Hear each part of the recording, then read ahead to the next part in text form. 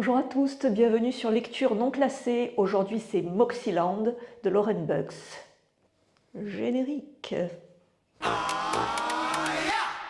make you move like your boots are on fire. I'll make you jump like you touch a live wire. Ain't no sitting down when I get in. This is amazing. Lauren Bucks est née le 5 juin 1976 à Johannesburg en Afrique du Sud. L'Afrique du Sud domine largement la production de science-fiction du continent sur le temps long jusqu'à aujourd'hui. C'est dans la décennie 2010 qu'explose la littérature spéculative sud-africaine avec le succès international de deux créateurs, Lauren Bucks en littérature et Neil Blomkamp au cinéma avec District 9 en 2009. Lauren Bucks est la première africaine à remporter le prix britannique de science-fiction Arthur C. Clarke avec Zoocity en 2010. Dans Moxyland en 2008, elle utilise le cyberpunk pour décrire une Afrique du Sud dystopique ayant du mal à se départir du legs de l'apartheid. Derrière ces deux fers de lance, la voie a été ouverte pour une production plus abondante et plus diversifiée. Ainsi, en 2015, Terra Incognita, une anthologie de science-fiction, a vu le jour sous la direction de Nerine Dorman et plusieurs œuvres du genre ont été publiées, dont certaines particulièrement originales. On peut citer Lament for the Fallen en 2015 et Our Memory Like Dust en 2017 de Gavin Chait. L'émergence de cette production artistique s'accompagne d'interrogations sur la publication d'auteurs ou de créateurs noirs, comme pour rappeler la réalité et le caractère concret des problématiques que traite une majorité de la science-fiction sud-africaine. Un travail important semble encore à faire pour que des voix noires, plus encore en langue locale, participent massivement au développement de la science-fiction sud-africaine. À titre d'exemple, le premier ouvrage du genre disponible en langue locale l'a été en Sesotho. Ce n'est rien d'autre qu'une traduction de La ferme des animaux de George Orwell qui date de 1956. Un travail de recherche reste encore à effectuer sur la création, la diffusion de la littérature spéculative dans les différentes langues du pays. Un peu comme partout en Afrique, pourrait-on dire. This is amazing. Dans une ville du Cap futuriste, nous suivons 4 protagonistes, cyniques, rebelles et égoïstes, dont la vie est une succession de dépendances à des produits, des subventions, des multinationales ou une famille aisée. Voici donc Lerato, une programmeuse informatique très douée et remarquée par son entreprise. L'entreprise, c'est Communique, où elle jouera le rôle de taupe. Toby est un gosse de riche en passe de devenir une vedette du stream. Tendeka est un indigné, militant passionné qui cherche à faire sauter le système. Et enfin, Kendra est une artiste photographe argentique qui décide d'offrir son corps aux nanotechnologies, devenant ainsi une publicité humaine pour Ghost, une marque de boisson addictive. En contrepartie, elle acquiert un métabolisme infaillible et une incroyable résistance aux maladies. Contractuellement, elle est à la merci de l'entreprise qui ne voit en elle qu'un cobaye et un vulgaire outil publicitaire. Ce matin, j'ai passé 1 heure à examiner ma peau, à étudier mon poignet, mon visage. Les effets cosmétiques sont les plus évidents, mais c'est ce qu'on ne voit pas qui compte vraiment. La nano qui attaque les toxines, absorbe les radicaux libres, libère des antioxydants à l'appel, détox marathon et réglage optimal combiné. De plus, elle est programmée pour traquer et détruire tout développement anormal, si bien que je n'aurai jamais à subir ce que papa a vécu, ce cancer qui lui rongeait l'estomac et le dévorait de l'intérieur. Le Moxyland de Lauren Bucks bénéficie d'une vitrine technologique un peu tape à l'œil, mais le système politique ne laisse aucune échappatoire aux citoyens dont il prend en charge la destinée, et pour certains dès l'enfance, comme le personnage de Lerato.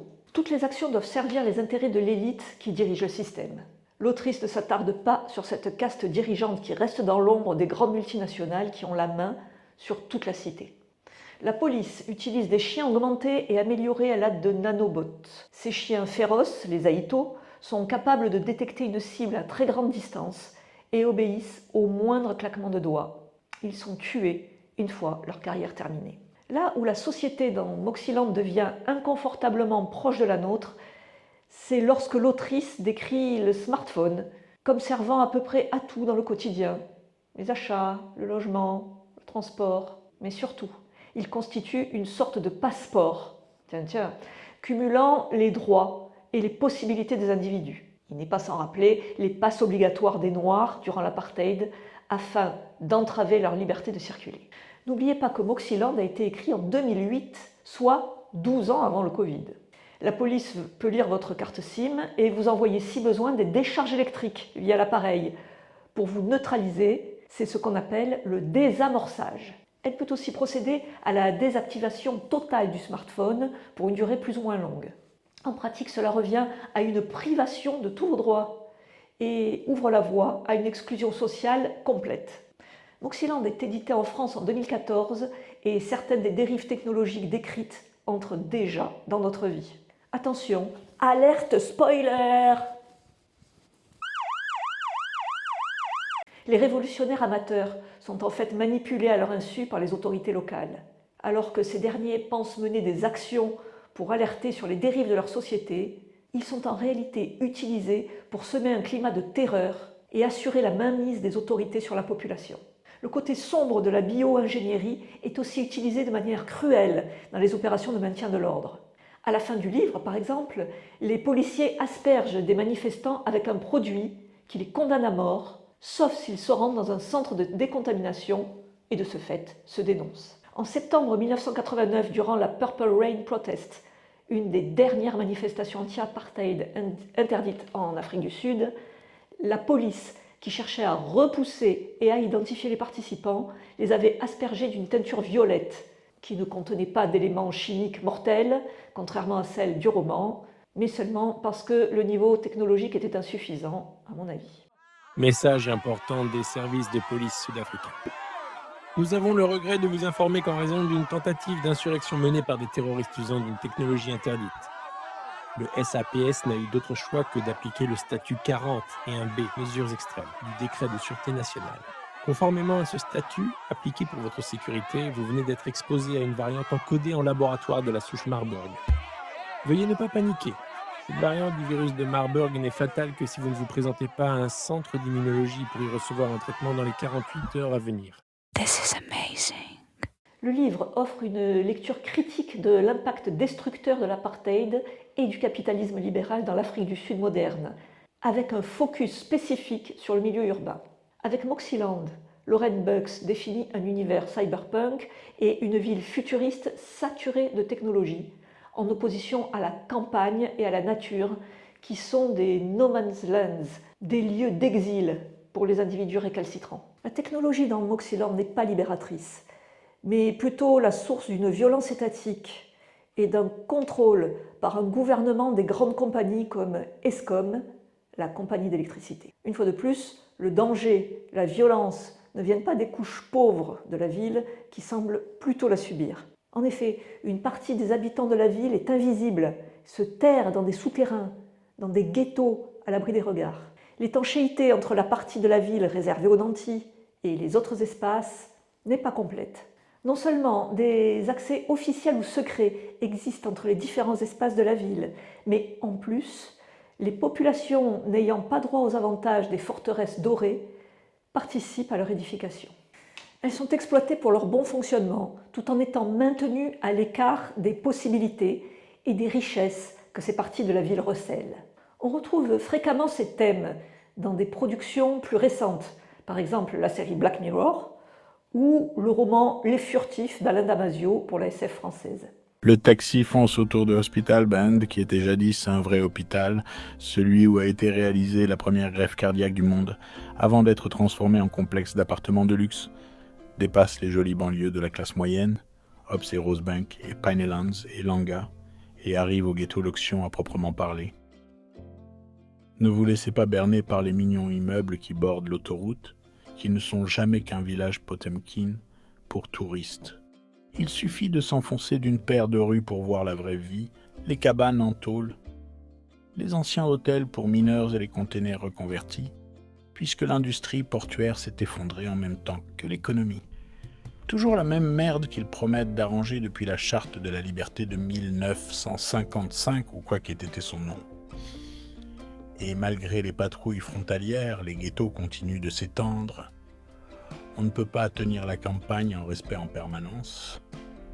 Le taxi s'arrête au rond-point de l'entrée de Berlin et parcourons à pied Le reste du chemin vers le club, au-delà de la zone à touristes, là où les voyeurs viennent prendre leur dose de pauvreté, de photos avec les gosses, peut-être un soupçon de mutie d'amour chez les Sangomas, ou une gorgée de bière Mgomboti dans une boîte de conserve qui circule parmi des types qui ne sont là que pour donner de l'authenticité à la scène, moyennant un peu de fric avec lequel ils achèteront une Zamalek, de la vraie bière dans une vraie bouteille, puisque plus personne ne se soucie des traditions.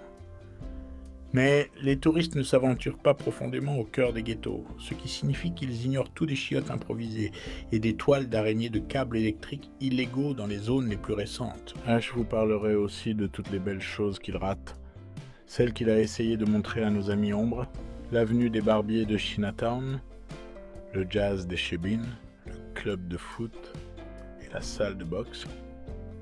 Les entrepreneurs qui refourguent des minutes sur leur téléphone portable illégalement, consécutivement à la mise en place des nouvelles lois sur l'IDECIM, cette ambiance de communauté soudée, et à quel point la transformation est réelle et conséquente. Comme si ce n'était pas qu'un ramassis de conneries. Les gens sont toujours aussi économiquement baisés que par le passé, et en plus ils sont malades maintenant. Ou pire, ils essaient de s'échapper malgré leur maladie et apportent leurs microbes avec eux depuis la campagne.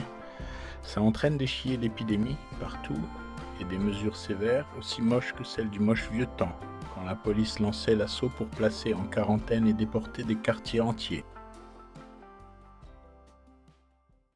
Le contexte épidémique est présent dès le début du texte, qui décrit la suspicion et les mesures sanitaires invasives imposées aux citoyens, surtout s'ils ne font pas partie de l'élite corporate. Des populations fragiles comme les bébés du sida voient leurs existences littéralement privatisées, comme le personnage de Lerato et sa sœur Zama, et mises au service des grands groupes économiques. This is amazing. Les œuvres de Lauren Bucks font preuve d'un ancrage très local et historique, que ce soit dans Moxieland ou dans Zoo City, tous les deux situés à distance de notre présent.